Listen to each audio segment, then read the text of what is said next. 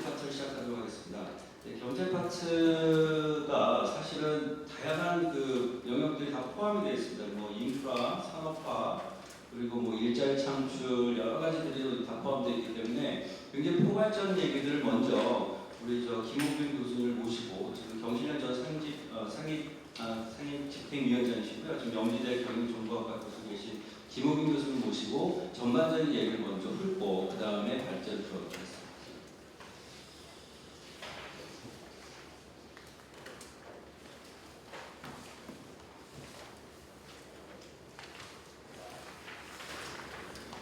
예, 사회자께서 굉장히 큰 짐을 주는 것 같은데, 전반적인 이야기, 저는 지금 우리 한국 경제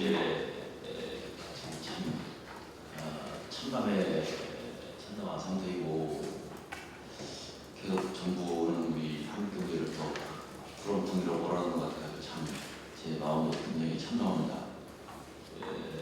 지난 30년의 경험에 비춰볼 때 선진국에서 해서는 해봐야 소용없고 해서는 안 되더라라고 하는 정책을 갖다가 계속 그렇게 반복하고 있는 그런 모습을 보여주고 있어가지고 참담하고, 또 경제 정책이 결국은 국민들의 행복을 이렇게 북돋아주는 그런 정책이어야 되는데, 지난 몇 년 사이 정책을 보면 국민들을 자꾸 괴롭히고 국민들의 삶을 핍박하는 그런 정책이 자꾸 반복이 되는 것 같아요. 정말 안타깝게 되었습니다.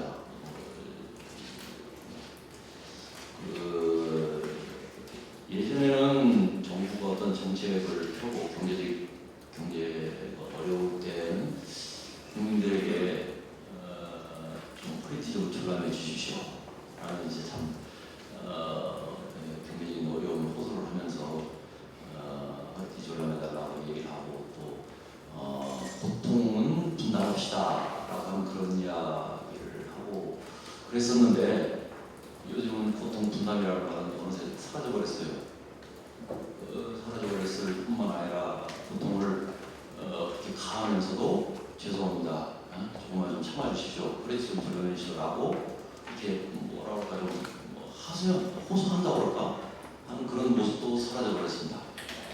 정부가 하는 정책을 어거지로 이렇게 막 정당화 합리화, 정말 앞뒤가 같지도 않는 그런 경제 이론적으로 도저히 설명이 불가능한 그런 식의 논리를 내세우면서 이게 이렇게 해야 우리 경제가 살아납니다 라고 하는 경제를 계속 죽어가고 있는데, 살아난다고 그러고 그리고 또 힘든 사람들한테는 왜 자꾸 힘들어가냐, 더 힘들어라 라고 그게 막 강요를 하고 있는 모습을 보여가지고 지금 추진해온 그 4대 계획이라고 하는 것이 바로 대표적인 것이라고 생각됩니다. 비가 말하는 경제 정책의 큰 방향은 국민들의 삶을 좀 안정적이고 풍요롭게 만들어줘야 되는데, 국민들의 삶을 자꾸 이렇게 핍박하고 국민으로 3만 달러를 가기 위해서는 임금을 깎아야 된다, 이런 이야기를 하고 있는 상황이라 참 이게 궤변도 이런 궤변이 없는 것 같습니다. 사실 참 저 이런 생각을 하다가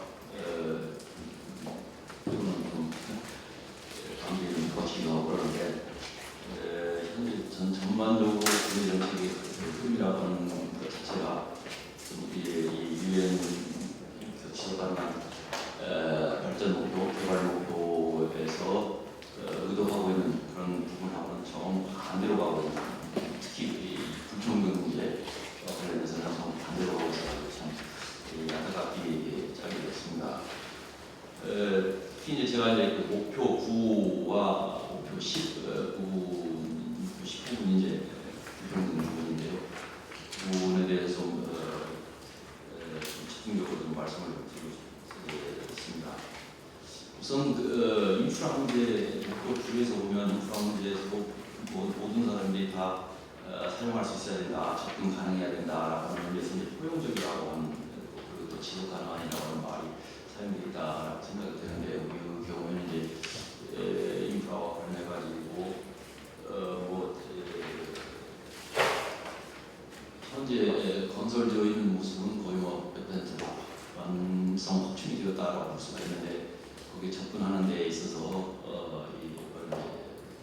수술이나 요금제 이런 부분들이 이제 빈곤층이 더 많은 부담이 되어가는 그런 구조 관리 부분이 오고 있다는 그게 좀 아쉬운 부분이라 생각이 들고, 그다음에 두 번째로 이제 인프라를 계속 확충하고 또 현대화하는 그런 과정에서 제가 참 우려스러운 것이 계속 인자 유치를 굉장히 정부가 선호하고 있습니다.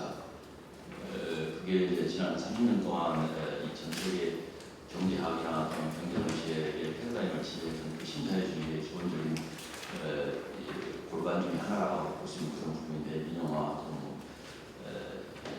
신영주의라고 하는 것을 고려라고 볼 수는 있지만, 그것이 한국 사회에서는 굉장히 변질된 왜곡된 형태로 나타나면서 우리가 특혜 사업으로 재벌과 그리고 투기 자본을 위한 특혜 사업으로 여기까지 운영이 되어 왔었는 것이기 때문에 이 부분에 대해 전면적인 제고가 필요하다. 정부가 나서가지고 차라리 빚을 내서 이 건설을 하더라면 훨씬 더 싸게 할 수 있었던 것들을 우리 민자유치라고 하는 그런 허울에 사전해가지고 사업을 추진하다 보니 정부가 더 부담이 되는, 지자체에 더 큰 부담이 되는 이런 일들이 이제 빈번하게 발생하고 있다라고 하는 점들, 그런 점들을 이제 지적을 하고 있습니다. 그래서 인프라 구축 확충의 재원으로 공공 재원이 활용되는 것이 마땅하다 말씀을 드리고 싶고요. 그다음에 불평등 문제는 현재 우리 사회를 이제 경제적인 차원을 넘어가지고 사회 전반에 굉장히 큰 악영향을 미치고 있는 그런 중요한 이슈, 핵심적인 이슈라고 생각이 듭니다. 사실 불평등 문제는 오래전부터 제기되어 왔었는데, 일부 학자들이나 시민단체 또는 이런 노조 이런 쪽에서만 이제 제기를 하고 있었다가, 최근 한 2, 3년 전부터 이제 이 불평등이 끼칠 수 있는 해악이나 이런 부분들에 대해서 국제 기구들까지도 누가 보기에도 한쪽의 편을 든다고 볼 수 없는, 오히려 또 부자들의 편을 들었다라고 이야기 들고 있는 IMF도 그렇고 OECD도 그렇고 세계은행도 그렇고 이 불평등 문제에 대해서 문제를 굉장히 크게 아주 목소리를 제기를 하고 있습니다. 최근에 IMF가 2015년 6월에 발간한 보고서에 따르면 이 불평등, 소득 불평등은 경제 성장에 해롭다. 이미 그런 결론을 제시를 하면서 이제는 경제 성장을 위해서라도 소득 불평등이 해소돼야 된다라고 하는 그런 적극적인 정책 함의가 대단히 다분하다고 할 수 있는 그런 결론을 제시를 하고 있습니다. 그거는 굉장히 우리에게도 주는 시사가 크다고 생각이 드는데, 작년 2014년 12월에는 이제 OECD에서 비슷한 내용의 보고서가 나왔죠. 경제 불평등이 경제 성장을 저해한다. 그러면 경제적 불평등이 심한 나라일수록 경제 성장도 안 되더라라고 하는 건 이제 실질적으로 분석을 하는 그런 결과를 내놓고도 있습니다. 우리 정부는 이런 보고서들에 대해서 참 불을 딱 하고 경제적 불평등을 심화시키는 그런 정책들을 계속 수행하고 있습니다. 임금 픽스도 그렇고, 정규직 대련 해고 여건을 완화하겠다는 것도 그렇고, 한결같이 불평등을 심화시키는 그런 정책을 오고 있는 것이 지금 안타깝게 없습니다. 한시라도 빨리 불평등을 해소하는 정책들이 줄줄이 좀 쏟아져 나왔으면 좋겠다. 그게 앞으로 한국 경제를 장기적으로 지속 가능하게 살려내는 그런 유일한 길이다라고 말씀드리고 싶습니다. 이상입니다. 네, 감사합니다. 한번 박수 한번 쳐주시죠. 그 발제하신 분들이 너무 많아서 시간은 한정되어 있고, 그래서 10분밖에 못 드려서 정말 죄송합니다. 하실 말씀을 굉장히 많으실 거라고 생각이 드는데, 10분 동안 가장 중요한 포인트들을 좀 지적해 주시고요. 그리고 이제 종합 토론 때 또 많은 시간을 좀 드리도록 하겠습니다. 그럼 바로 넘어가도록 하겠습니다. 그 노동 경제 분야에서 노동 문제 먼저 토론을 들어보겠습니다. 그래서 발제를 지금 먼저 맡아주실 분은 저희 그 경실련 노동위원이시고요. 경기대경영학교에서 계신 유성민 교수님 모시고 목표 8번 양질 일자리 증대 승진에 관련된 발제를 들어가겠습니다. 네, 경기대학교 유성훈입니다. 앞에 우리 노동 교수님께서 전반적인 얘기를 해주셔가지고요. 근데 그 파트에서 거의 사실 이 고용노동 파트도 사실 포괄해서 좀 얘기를 해주신 것 같습니다. 저는 좀 더 세부적으로 들어가서 저희 SDG에 관련된 내용과 함께 우리나라에서 좀 할 부분들을 얘기를 드리도록 하겠습니다. 일단 뭐 고용노동 파트를 사실은 이제 우리가 생각을 해보면 사실 우리나라 경제 성장에 비해서 고용노동의 성장이나 특히 질적인 성장 측면은 굉장히 열악하다라고 우리가 얘기를 할 수밖에 없을 것 같고요. 그거는 실제로 이제 정부에서 판단하는 것보다는 실제로 실제로 기업에서 일을 하는 근로자나 노동자들이 훨씬 더 심하게 느낀다고 생각합니다. 그 면에서 이제 목표 8이 지속적, 포괄적, 지속 가능한 경제 성장 및 생산적 안정고용과 양질의 일자리 증진이라는 부분인데 이게 우리나라에서 어떤 의미냐라고 생각을 해보면 이제 더 이상 이제 양적인 경제 성장에 좀 치우치는 거를 좀 이제 우리가 지향해야 되겠다는 측면이 있을 것 같습니다. 성장률을 높이기도 어렵겠지만 좀 더 공정한 분배가 이루어지면서 지속적인 성장 동력을 좀 포괄적으로 개발을 해야 된다 이런 측면을 우리가 생각해볼 수 있겠고요. 그다음에 중요한 게 이제 양질의 일자리 증진입니다. 그래서 우리나라 특히나 이제 현 정부의 고용노동 정책을 보면 좀 양적인 측면에서 확장을 주로 생각하지만 실은 일자리 숫자보다는 좀 더 안정적인 고용 그리고 4대 보험 일정 소득 이상이 보장되는 양질의 일자리 그리고 개인에게 미래가 보장되는 그런 일자리를 어떻게 확보할 것인가가 훨씬 더 중요한 문제가 아닌가 생각이 되고요. 안정고용 측면에서 보면 결국 일을 하고 싶어하는 개인에게 국가에서 선택 가능한 일자리를 제공하는 것이 중요하다 이렇게 볼 수 있겠습니다. 그런 점에서 우리나라 현재 문제를 보면 일단 성장률이 전 세계적으로도 저조하지만 우리나라도 저조합니다. 그렇기 때문에 지금도 이제 계속적으로 그 정부에서 제기하고 있는 아주 높은 성장률은 사실상 이제 되게 힘들 거다. 전 세계적으로 보더라도 4% 내외고요. 우리나라 같은 경우는 뭐 3% 달성할까 말까 그 정도 성장률로 예정이 되고 있습니다. 그래서 과거 같은 높은 성장률의 경제 성장 모델은 이제 더 이상은 우리나라에서 유효하지 않다. 이건 이미 충분히 논의가 된 거라고 저는 생각을 하고요. 그런 측면에서 보자면 조금 더 현 시기에 맞는 그런 이제 경제 성장 모델을 우리가 고려해야 된다는 것이고, 그다음 생산성을 이제 어떻게 개선할 것인가 이런 측면인데 우리나라 같은 경우 이제 IT를 중심으로 한 고부가 가치 노동 집약적 분야를 가지고 해왔으나 그 심한 경쟁에 처했고요. 5년 내에 이미 따라잡히고 있죠. 샤오미랄지 충분히 중국에게 따라잡힐 위기에 처해 있습니다. 그래서 장기적으로 보면 지금까지 우리 이것도 양적인 측면이라고 보이는데요. 오래 일하는 근로 방식보다는 좀 더 창의적인 아이디어를 창출하는 근로 방식으로 우리가 변경되지 않으면 더 이상 이제 성장 동력을 잃을 수밖에 없겠다는 생각을 하고 있습니다. 그래서 개인의 자발성을 좀 부여하고 좀 더 창의적인 방식으로 조직 문화를 일을 양적으로 하기보다는 좀 더 질적으로 할 수 있는 그런 방식이 필요하겠다는 것이고요. 완전고용 및 평등 부분은 아까 김용민 교수님께서 말씀해 주신 것처럼 우리나라의 소수자, 여성, 장애인, 이주노동자, 청년을 포함한 소수자에 대해서 평등이 가장 열악한 나라, 특히 경제 성장률에 비하면 아주 열악한 나라라고 볼 수가 있겠습니다. 여성 고용률이 OECD 평균보다도 여전히 낮고요. 임금 불평등 같은 경우는 우리나라가 남녀 정규직간 임금 격차는 OECD 국가 중에 거의 가장 큰 편이고 비정규직과 정규직간 임금 격차도 이미 거의 한 30%에서 적게 잡아도 10% 이상 나는 걸 볼 수 있습니다. 또한 최저임금 같은 경우도 전체적으로 보면 OECD 평균 정도라고 보이지만 실제로 이제 근로시간이랄지 물가 인상률이랄지 생계비를 고려하면 실은 이제 상당히 떨어지는 것이 현실입니다. 그리고 또 최저임금 자체가 지켜지지 않는 그런 영세사업장에 대해서 아직도 10% 이상 있는 걸로 나타나고 있습니다.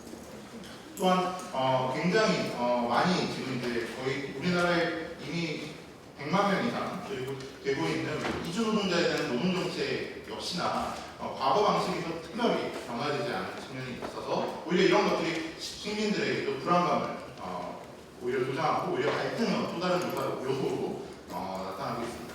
청년 고용은 이미 너무나 많이 심각하다는 건 정부도 잘 알고 계시는 것 같고요. 청년 실업률이 20%가 넘어 이거 쓸때 육박이었는데 넘어서고 있는 현실이고요.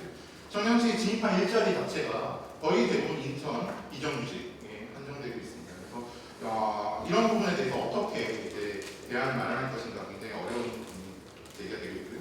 관광 서비스 같은 경우는 굉장히 많이 발전하고 있다고 하지만 굉장히 단기적이고 유사한 형태의 반복적인 형태의 관광 서비스업이 발전하고 있는 것으로 파악이 되고 있고, 그로 인해서 장기적인 성장 동력으로 작동하기는 어려운 측면이 있습니다.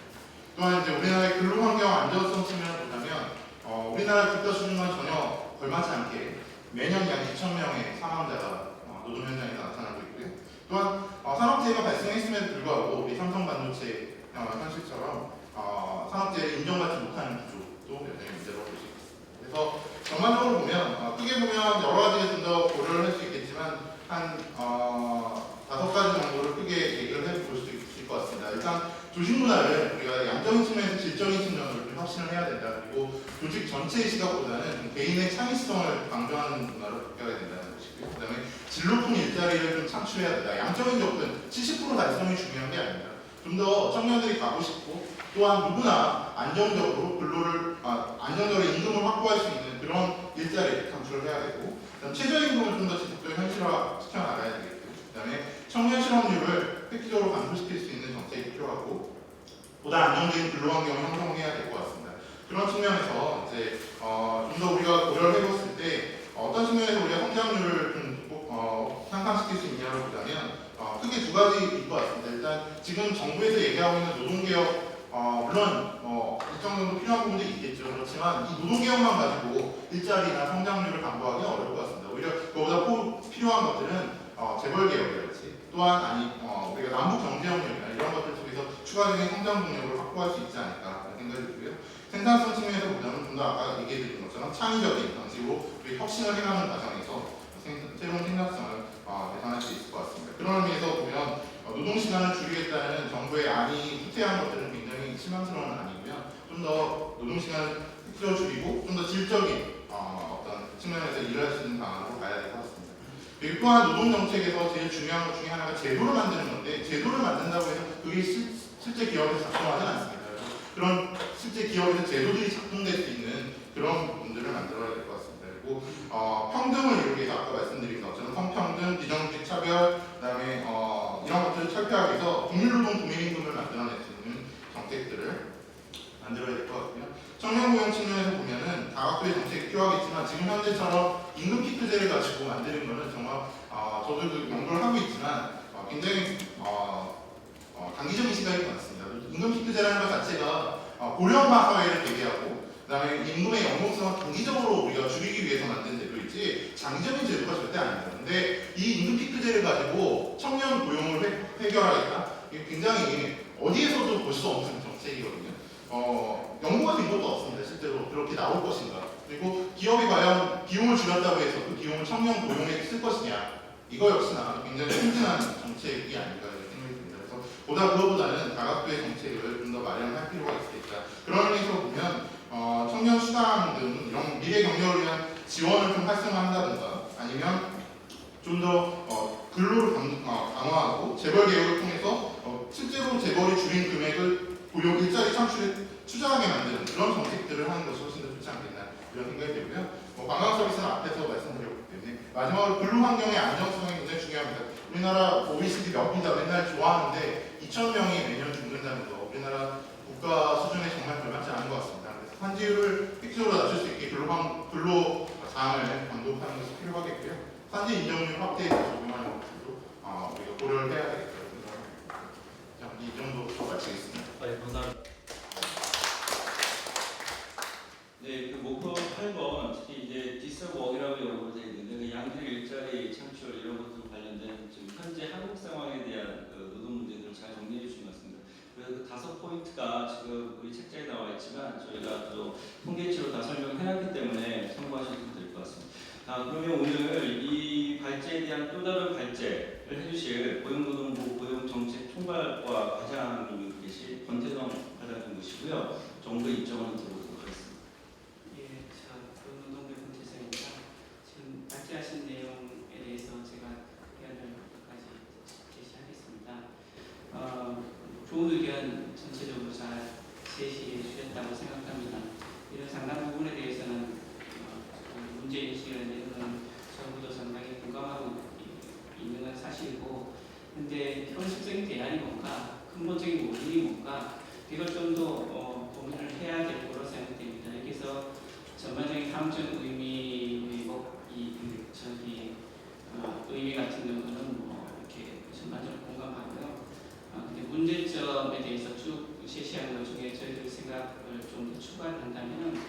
지금 여러 가지 문제 중에 하나가 경제 성장률이 너무 저조하다는 문제를 제시하셨는데 우리 성장률이 낮아진 거는 전반적으로 이렇게 이 경제 규모가 커지면은 자연스러운 현상이고 여기에 단순히 우리나라는 성장률이 낮아지는 것뿐만 아니라 이 우리나라가 경제 교육 창출력이 굉장히 떨어진다는 문제가 있습니다. 그러니까 여러 가지 실업 문제나 이렇게 발생하고 예를 들어 취업 개수 같은 경우에는 취업 개수가 10억을 투자하면 몇 명을 고용이 늘어나느냐 이런 문제인데 지금 80년에 10억을 투자하면 13명 정도를 고용을 창출했다면 지금은 한 6명밖에 안 됩니다. 그리고 고용 탄성치라고 GDP 경제 성장률에 대한 고용 증가량인데 전반적으로 계속 낮아져서 우리 독일이나 일본, 영국보다도 우리가 더 낮습니다. 그거는 결국은 우리 기술 발전 이런 투자를 통해서 성장을 해왔기 때문에 수출 중심화하고 이렇기 때문에 이런 현상이 나는데 저희들은 성장률을 높일 수 없다는 것은 엄연한 사실이고요. 거기다가 고용 창출력까지 낮아진 그게 더 큰 문제라고 생각합니다. 생산성 개선 문제도 이 부분에 대해서는 이 우리나라 특징이 결국 근로시간이 굉장히 길고 그러다 보니까 전반적으로 생산성이 낮다 이렇게 판단하고 있습니다. 연간 근로시간이 한 2,057시간 이렇게 되고요. OECD에 비해서 훨씬 많죠. 거기다가 그러다 보니까 생산성은 OECD 평균보다 훨씬 낮고요. 그래서 이걸 장시한 물을 어떻게 하면 줄일 것이냐 그리고 생산성을 어떻게 높일 것이냐 이게 큰 과제라고 생각을 합니다. 뒤에 그다음에 완전고용하고 평등 문제가 있는데요. 저희는 제 생각에는 이게 완전고용 정확한 의미 완전고용은 아니겠죠. 완전고용 국가는 없으니까 완전고용은 아니라는 생각이고 평등이 자칫 절대적인 평등으로 오해할까밖에 조금 주의를 해야 될 거라 생각됩니다. 이런 여러 가지 문제, 평등 문제나 고용 문제 중에 원인이 뭔지를 밝히는 차원에서 중요한 게 여기는 절대적인 평등보다는 불공정하다, 공정하지 못하다, 자기 능력이나 성과에 따라 임금이나 이런 게 결정이 되면 좋지만 이 불공정한 불합리한 격차에 의해서 여러 가지 불평등이라는 게 더 문제라고 생각됩니다. 대표적인 게 결국은 대기업하고 중소기업 격차가 굉장히 큽니다. 지금 대기업 그리고 기업 규모별로 격차가 하나가 크고 또 하나는 정규직 비정규직 격차가 굉장히 큽니다. 다른 여러 가지 소수자, 여성, 장애, 이주 노동자에 대한 불평도 제시했는데 보다 더 큰 문제는 대기업, 중소기업과 격차 그리고 정규직과 비정규직 격차고요. 예를 들어 지금 대기업의 정규직이 100을 받으면은 중소기업의 비정규직 35밖에 받지 못합니다. 그래서 이대 격차가 굉장히 크고 또 원하청의 격차가 굉장히 큽니다. 모 자동차 회사의 원청의 평균 급여가 한 9천만 원 이상이 되는데 그 회사의 2차, 4차 업체는 2천만 원밖에 월급을 못 받습니다. 그래서 이런 경제 구조를 바꾸는 게 굉장히 더 큰 문제지 여기서 지금보다 그게 더 큰 문제라고 생각합니다. 그리고 이주 노동자 명한 정책이 존재하지 않는데 잘 모르겠습니다. 그리고 청년고용 문제가 있는데요. 청년고용 문제 지금 대표적인 예로 고용률이 청년 실업률이 10%가 심각하다 이렇게 문제를 제시했습니다. 10% 낮춰야 됩니다. 근데 OECD하고 비교해 보면은 아까 OECD 너무 좋아한다 그랬는데 비교해 보면은 OECD 평균이 20%, 청년 실업률이 20%고 우리는 한 9%, 10% 있습니다. 그러니까 단순히 실업률이라 보면은 선진국에 비해서 우리가 아주 양호합니다. 이게 문제가 아니라는 생각입니다. 문제는 지금 전반적으로 청년 실업의 문제는 결국은 고학력자 청년은 엄청 많이 늘어났습니다. 우리 93년도에 한 고학력자 대졸 대학생 그 청년들이 한 400만이었는데 지금은 1000만이, 100만이 넘어가고 있어요. 그동안에 한 20년 동안에 600만 명이 늘어났거든요. 있고 그 반면에 양질의 일자리는 굉장히 늘어나지만 굉장히 증가폭이 작아서 93년도에 한 480만 명이었는데 13년도에는 600만 명 정도, 600만 개의 일자리 정도가 나옵니다. 그러니까 이런 구조적인 문제 때문에 93년도 하면 오히려 고학력자보다 양질 일자리가 더 많습니다. 저희들도 저는 80년대 학번인데 그때는 대기업의 두세 개는 다 취업 돼서 선택을 하도록 그랬는데 지금은 일자리가 없는데 대학생은 놓칩니다. 이 구조를 해결해야지. 그래서 이런 더 큰 문제가 있다는 생각이 들고요. 그걸 해결해야만 정형고용 문제를 해결할 수 있겠다는 생각이 듭니다. 그리고 관광 서비스 문제 있는데 이거는 경제 전체의 문제가 있던 부분적인 문제가 있지만 이거보다는 오히려 그 업종별로 제조업이나 수출기업 중심으로 했다면 좀 더 고용을 늘리는 방법을 한다면 서비스 분야냐 좀 더 그런 분야, 공공 일자리라든지 이런 부분을 좀 외국에 비해서 좀 적은 부분 또는 일자리를 많이 만들 수 있는 분야의 산업 정책 또는 이런 걸 확대해야 된다는 그런 문제를 제기하면 좋지 않을까 생각이 됩니다. 그래서 지금 여러 가지 문제를 제기하셨는데 전반적으로 그 좋은 의견을 제시해 줬고요. 좀 더 보완이 필요하다면 이 문제가 있는데 문제가 뭐고 그 문제를 일으키는 원인이 뭔지를 밝혀주면은 좀 더 좋은 방향을 제시할 수 있지 않을까 생각됩니다. 그리고 지금 국내 목표 수립을 위한 방향도 여러 가지 제시해 주셨는데 여기는 어떤 방향뿐만 아니라 구체적인 대안까지 제시해 주면 좋겠다는 생각이 듭니다. 구체적으로 지금 제시해 준 것 보면 경제 성장률 저조에 대한 대책이 있는데요. 저희들은 이게 단순 성장률이 아니라 지금 전반적으로 성장률이 안 하면 일자리만 근본은 경제가 늘어나야만 일자리가 많이 늘어나기 때문에 성장률을 무시할 수는 없다는 생각이 들고 단지 그냥 단순히 성장률뿐만 아니라 고용을 확대할 수 있는 고용의 연계된 성장률을 해야 된다 이렇게 생각을 하고 있습니다. 생산성 개선도 보면 그 생산성 개선이 가장 바람직한 쉬운 방법이 자동화하면 가장 생산성이 높습니다. 근데 자동화하면은 일자리가 그냥 대폭 줄어듭니다. 지금 구글 이런 데 같은데 자동차 이런 것도 다 무인 자동차 이렇게 하잖아요. 그럼 다 없어지고 옛날에 10년, 20년 전까지만 해도 우리 고용이 부족하면은 건설 이런 거 했는데 지금은 다 기계화돼서 아무리 투자해도 고용률이 거의 없습니다. 그래서 이걸 어떻게 해결할 것이냐.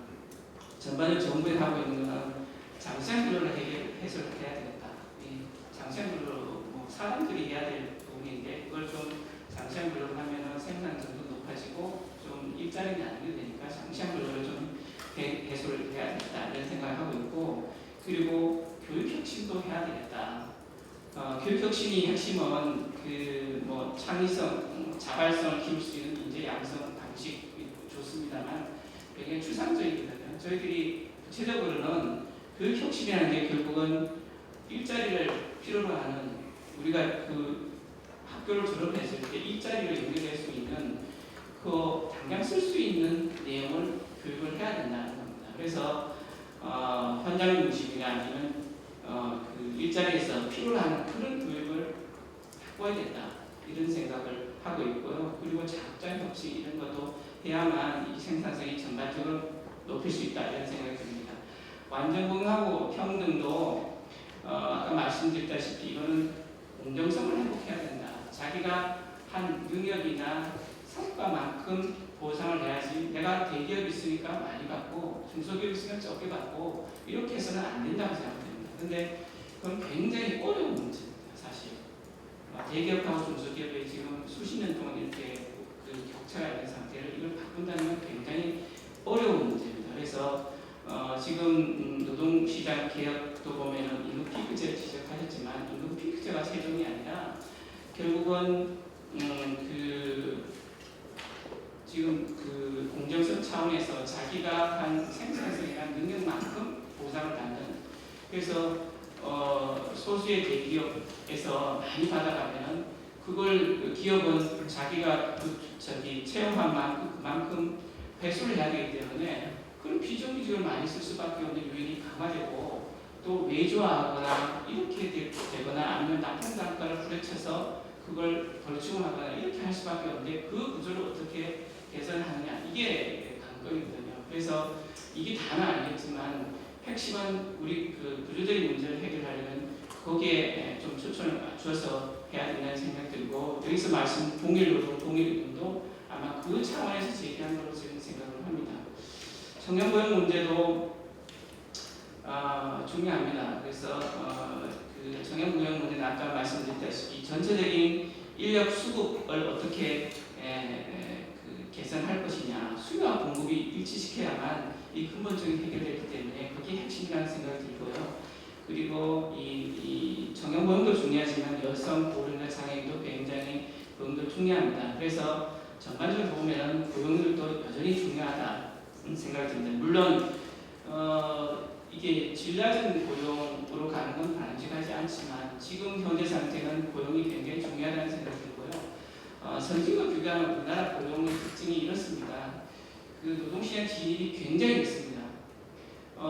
선진국에 보면은 17, 18세 아니면은 그 20대 초반에 노동시장에 진입을 하지만 우리는 중간에 군대를 갔다 와야 되고 또 대학 진학이 굉장히 높고 취업이 낮기 때문에 20대 하반기에 취업을 노동시장에 진입이 됩니다. 근데 퇴직할 때 보면은 그 선진국은 60대, 65세 여기까지 정년이 되기 때문에 굉장히 늦게까지 합니다. 근데 우리는 지금은 50대, 53세 주된 일자리에서 퇴직을 합니다. 그래서 적어도 노동시장에서 진입해서 활동하는 기간이 10년 내지 20년 정도가 우리나라가 짧습니다. 이걸 좀 더 늘리면서 또 남성 중심의 고용을 좀 더 형평성 있게 골고루 일하고 좀 더 짧게 일하면서 골고루 일하는 시스템으로 갖춰가는 게 중요하다는 생각이 듭니다. 관광 서비스는 좀 더 아까 말씀드린 대로 기존의 제조업이나 수출 중심 정책에서 좀 더 고용이 창출될 수 있는 방향으로 고용 그 성장률을 유지하지만 단순히 성장률이 문제가 아니라 실제로 그게 그 국민들에게 수혜가 갈 수 있도록 고용이 창출하는 형태로 성장을 해야 된다. 그런 방향으로 가야 된다 생각이 듭니다. 그런데 이런 지금 말씀드린 거는 여러 가지 굉장히 과제가 굉장히 어렵습니다. 근본적인 해결이 필요한 거고 구조적으로 수십 년 동안 해오기 때문에 굉장히 어렵습니다. 그래서 좀 더 그 좋은 대책이나 노안을 제시했으면 굉장히 고맙습니다. 감사합니다. 그동안 좋은 의견 많이 주셨고요. 저도 이게 뭐 이제 확정된 그런 안들은 아니고요. 좀 같이 만들어가는 과정이기 때문에 시민사회 단체들하고 정보기관, 부처들하고 같이 이렇게 서로 의견들을 교환하고 그리고 이제 수렴하는 과정들이 중요한 것 같습니다. 아마 하실 말씀이 없으실 것 같은데, 근데 이거는 토론, 종합토론대로 넘어가도록 하겠습니다. 자, 그러면 다음 주제입니다. 그 농업이고요. 역시 경제 파트 중에 이제 농업도 두 번째 목표로 굉장히 중요하게 측정이 되기 때문에 오늘은 경실련 농업개혁위원장으로 계신 그리고 당대 환경장 경제학교에서 계신 김호우 교수님 모시고 10분 동안 그 목표 2에 대한 경실련 입장을 발제를 듣도록 하겠습니다. 네, 반갑습니다. 목표 2입니다. 자료들이 35쪽에 나와 있습니다. 기아의 중심, 식량안보 확보, 그다음에 영양성 및 지속 가능한 농업 증진, 이 목표가 되겠습니다. 우리나라 한국적 의미에서 기아 중심은 맞지 않고 여기는 중요하게 우리가 논의해야 되는 식량안보와 지속 가능한 농업의 증진이 아닌가 이렇게 생각이 됩니다. 그래서 현재 우리나라의 그 농업 관련 식량안보와 지속 가능한 농업 관련된 문제점은 특히 분배나 FTA 체결 때문에 농산물 수입이 증가하고 있다. 그래서 이 곡물 자급률이 그 35쪽에 표에 나와 있습니다만 공공장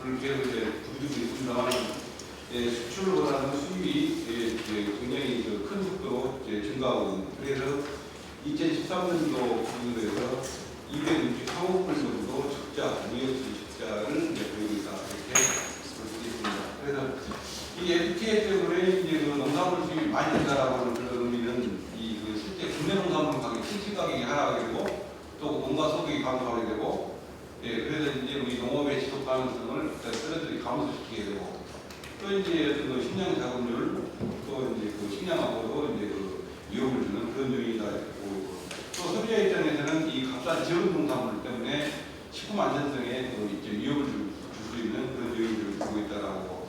현재 이제 또 이제 정부가 TPP를 갖다가 이제 지금 적극적으로 가입하고자 이렇게 요구를 하고 있습니다만 이 TPP를 가입하게 되면 거의 이제 뭐 농업 포함해서 무역 차이와 100% 무관세 원칙이기 때문에 그때는 이제 더 큰 피해를 볼 수 있겠다라는 그런 전망을 하고 있습니다. 그래서 농가 소득이 실질적으로 감소하고 있는데요. 2013년 수준에서 도시 근로자 가구 소득의 약 63% 정도를 차지하는 이제 그 그림에 이제 37쪽 그림이 나와 있습니다. 계속 도시 근로자 가구 소득과 농가 소득 간의 차이는 계속 커지고 있다 이렇게 보고 있습니다. 이런 부분이 이제 식량 안보하고 지속 가능한 위험 요소가 적용되다라고 보고 있고요. 또 하나의 문제점은 농업 인력이 고령화되고 있고 후기 인력이 부족하다 이렇게 보겠습니다. 이 2013년도 수준의 우리나라 전체 고령화율이 12.2%인데 농가 인구 고령화율은 37.3%, 약 3배 정도 높다. 그래서 농업 노동력의 질이 저하되고 또 후기 인력이 부족하게 되는 그런 현상이 나타나고 있습니다. 그다음에 이제 38쪽이 되겠습니다. 이 농업 생산 기반이 경기가 계속 지속적으로 감소를 하고 있습니다. 그래서 매년 2000년부터 2013년까지 매년 연평균 13,000헥타르 정도씩 계속 감소하고 있고 14년 기간에 17만 8천 헥타르가 감소를 했습니다.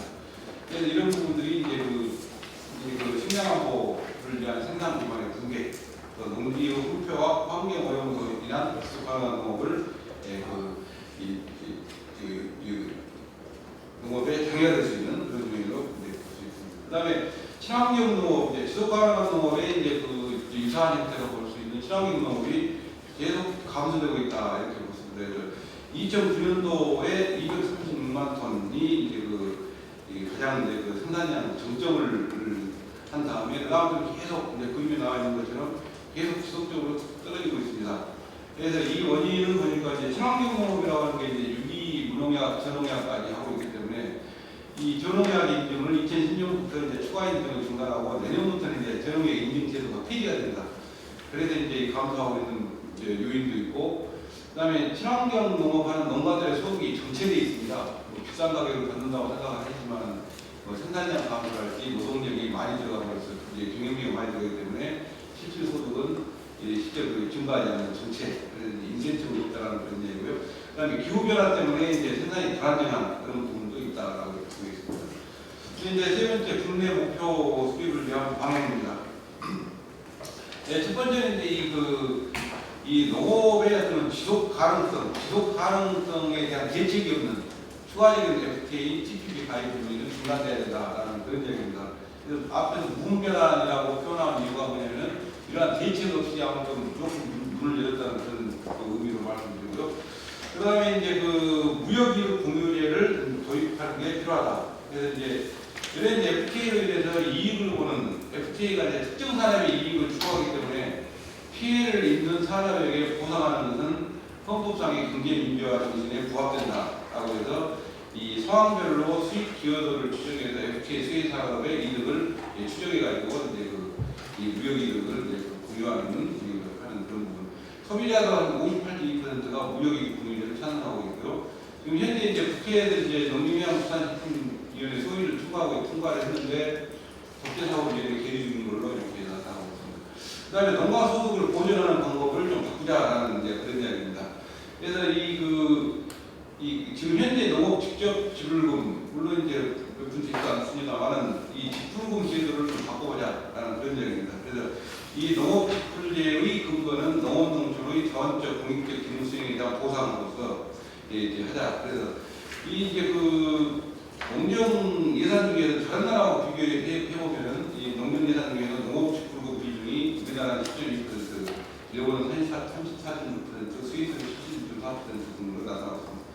농가 소득 중에서 농업 직불금 비중 우리나라 3.9%에 불과하지만 스위스 59.5%, EU는 32.1%로 이렇게 상당한 차이가 있다. 그래서 이 농업 직불금 제도를 개편하자라는 이야기인데 지금 농업 직불금이 지금 종종 한 6가지, 9가지가 되어 있습니다.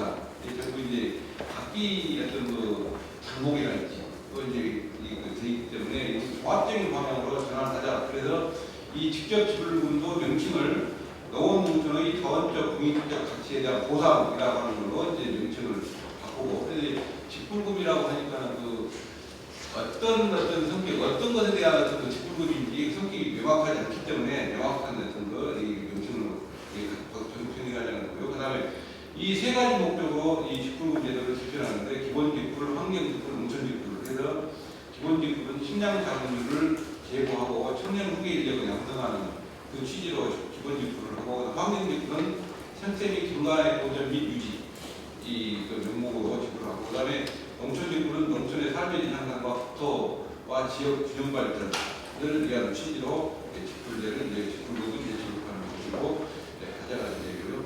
그다음에 기후 변화, 소각의 기후가 이제 변화되고 있습니다. 아열대 기후 변화하고 있다고 하는데요. 그래서 이 주요 작물들이 계속 북상 중이고 하는 그런 현상입니다. 그래서 이 기후 변화에 대응한 이 의왕 품종을 육성, 또 종자를 개발하자는 그런 이야기입니다. 그다음에 이런 어떤 그 개선책으로 의한 대응으로 식량 자금률이 향상될 것이다라는 그런 얘기인데요. 이 농림수산식품부에서 2020년 식량 자금률 목표를 곡물 자금률 32%, 식량 자금률 60%로 이제 목표를 이제 세운 바 있습니다. 그래서 2030년도를 이 목표에 이제 근거해 가지고 2030년도를 추정해 봤더니 곡물 자금률은 36%, 식량 자금률은 66%, 칼로리 자금률은 62%로 될 수 있지 않을까. 근데 아무튼 현재 나타나는 현상은 이제 이거가 상당히 그 달성이 어려울 어떤 비관적인 같은 걸 추정하고 있습니다만. 그다음에 지속 가능한 식량 생산 시스템인 친환경 확대와 농업농촌의 유지라고 하는 그런 효과가 있을 걸로 봅니다.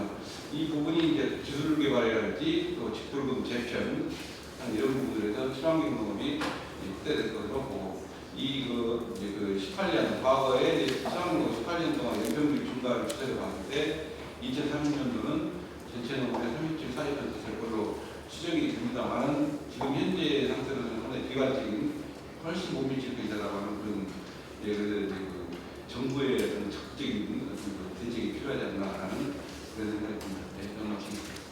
네, 감사합니다. 이제 또 역시 그 농업 문제, 한국에 어떻게 조율 가능한가에 대한 현안들을 잘 공유해 주신 것 같고요. 거기에 그걸 받아서 우리 농림축산식품부 국제협력총괄과 사무관 계신 권태현 사무관께서 발제를 하실 분입니다. 국제협력 총괄과의 권태훈 사무관입니다. 저는 유엔에서 올해 지속가능 개발 목표 제일 첫 번째, 두 번째로 이제 경제치, 기아 정책, 거기에서 제일 중요한 게 이제 많은 나라에서 농업의 식량 안보 문제가 해결이 안 되기 때문에 당연히 첫 번째, 두 번째 가장 중요한 목표로 나온 것 같고요.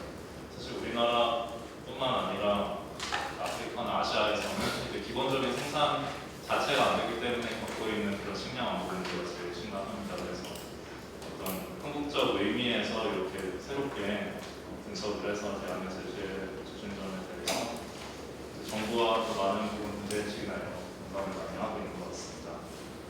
첫 번째 하나씩 이제 발제해 주신 부분에 대해서 같이 보면서 이제 설명을 드리도록 하겠습니다. 우선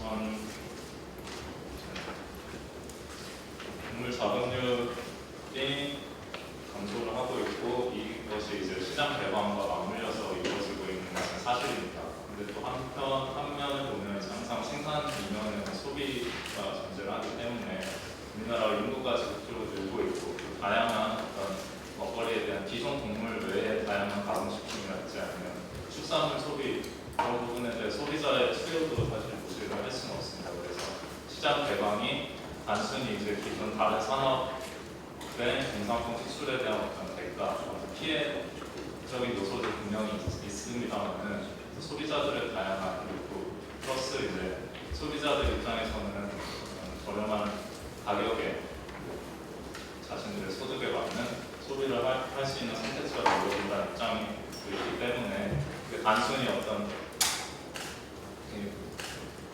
시장 개방 자체를 이제 온전히 피해만 어떤 생산 농가에 대한 피해만으로 이렇게 하기에는 조금 소비자 측면에서도 바라봐야 된다. 물론 식품 안정성에 대한 불안감 같은 부분도 지적을 해주셨는데 사실 검역 부분이 우리 부에서는 제일 중요시하는 부분입니다.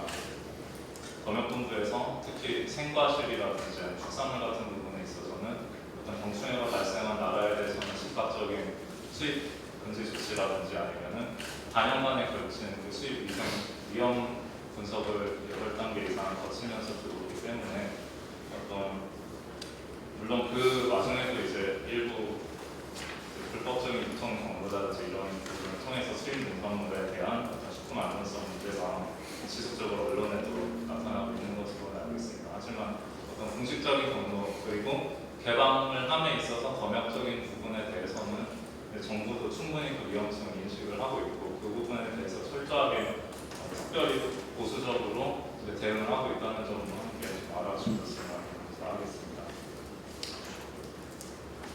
다음으로 이제 농가 소득의 실질적 감소 측면에서 이제 직불금 문제를 많이 제기를 해주셨습니다. 이 이제 사실 FTA 되면서 추가적인 피해에 대한 부분은 피해보전 직불금 확대를 저희가 하려고 노력을 많이 하고 있습니다. 쌀 같은 경우는 이제 헥타르당 90만 원에서 올해부터 100만 원으로 증가한 걸로 제가 알고 있습니다.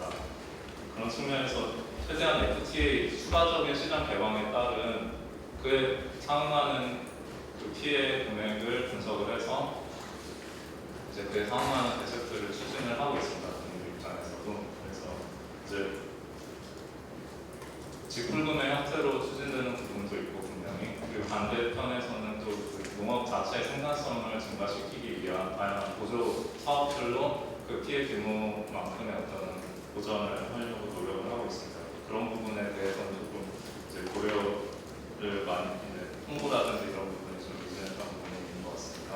그래서 이제 직불금에 대한 어떤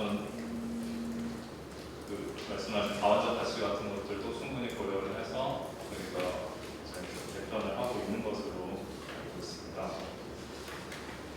다음으로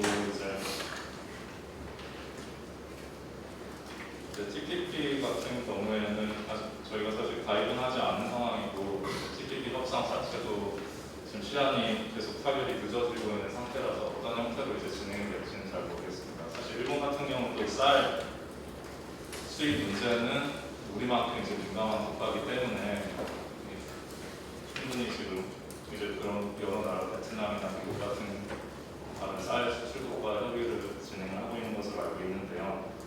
정부의 기본 입장은 그렇습니다. TPP에 나중에 참여를 하게 되더라도 어떤 국가 전체적인 이익 차원에서 산업부가 통상분야 주도를 하겠지만 국가 전체적인 이익이 없다면 당연히 참여를 안 할 것이고 농업 분야에서도 그간의 어떤 FTA 협상 과정에서 일반적으로 특히 쌀 같은 경우에는 저희가 일반적으로 그 수입을 한다든지 그래왔던 전례가 없기 때문에 TPP 같은 경우도 분명히 대안을 가지고 어떤 기존 관세를 유지를 한다든지 아니면 기타 다른 방법으로 협상에 참여할 것이기 때문에 무조건 기존 12개국이 결정한 사항을 준수해야 된다 이런 상황이면은 우리 부로서는 그런 상황이 오지 않도록 최대한 할 수 있는 방안은 다 진행을 할 예정입니다. 다음으로 농업 인력의 고령화와 영농 후계 인력의 부족은 정말 우리 농업 분야에서도 정부로서도 굉장히 심각한 문제로 받아들이고 있고 지속적으로 이 자연스러운 세대 교체 그리고 세대 교체를 넘어서 이제 어떻게 생산성이 높은 농업으로 전환을 하느냐 이런 문제도 큰 과제로 인식을 하고 있습니다. 그래서 이제 특히 농고라든지 아니면 정부에서 운영하고 있는 한농대 같은 경우에 이제 프로그램을 좀 더 최신 농업 기술을 좀 더 접목을 하고 현장 중심으로 실제 졸업하고 농사를 짓고 바로 영농 후계자로서 어떤 6차 산업화 시킬 수 있는 그런 말하자면 정예화된 인력을 양성을 하기 위해서 최선의 노력을 다하고 있습니다. 왜냐하면 이 문제 사실 농사라는 게 결국 인력의 문제이기 때문에 그래서 후계 인력 양성 같은 경우도 좀 많은 정책을 이제 입안을 하려고 노력을 하고 있습니다. 이런 부분에 있어서는 충분히 좀 시민사회에서도 많은 의견을 주시면 당장의 시급한 문제이기 때문에 전체적으로 좀 어떤 아이디어라든지 아니면 그런 반영을 할 수 있는 여지가 좀 많을 것으로 생각이 듭니다. 다음으로 농업 생산 기반인 경지가 지속적으로 감소하고 있다. 이것 또한 물론 식량 안보 측면에서는 굉장히 문제가 있습니다. 사실 국가 전체적인 영토는 한정이 되어 있고 그 농지와 어떤 산업 도시에서 필요로 하는 땅이 경합 관계에 있기 때문에 도시가 커질수록 농지가 감소하는 것은 전 세계적으로도 자연스러운 현상일 수밖에 없습니다. 다만 이제 농업 기반 자체를 흔드는 경지 감소 내지는 어떤 환경적인 자연재해를 방어할 수 없는 수준의 경지가 훼손되는 것은 절대적으로 막아야 되는 사안이기 때문에 사실 이런 부분은 농림부뿐만 아니라 좀 다른 부처와 공조를 해서 추진을 해 나가야 될 방향이라고 인식을 하고 있습니다. 1분여 정도. 예. 이제 다양한 방안을 제시를 해주셨는데 수장 배방 저희도 충분히 대책을 가지고 진행을 해 나가는 입장. 그리고 무역이득공제 같은 경우는 사실 국회에서도 논의가 되고 있는 것으로 알고 있는데 정부의 입장은 이제 기존의 어떤 보조 정책과 중복될 수 있는 부분이 있기 때문에 좀 신중하게 추진을 하겠다는 입장. 직불금 같은 경우는 이제 기존의 보조 사업들이 하고 있는 게 사실 여기 많이 포함이 되어 있습니다. 목적 자체가 좀 중복되는 것도 있고 해서 개편을 해 나가면서 차츰 사업과 같이 조정을 하는 게 필요할 것 같습니다. 품종 육성 같은 경우는 농진청에서도 진행을 하고 있는 부분이고요.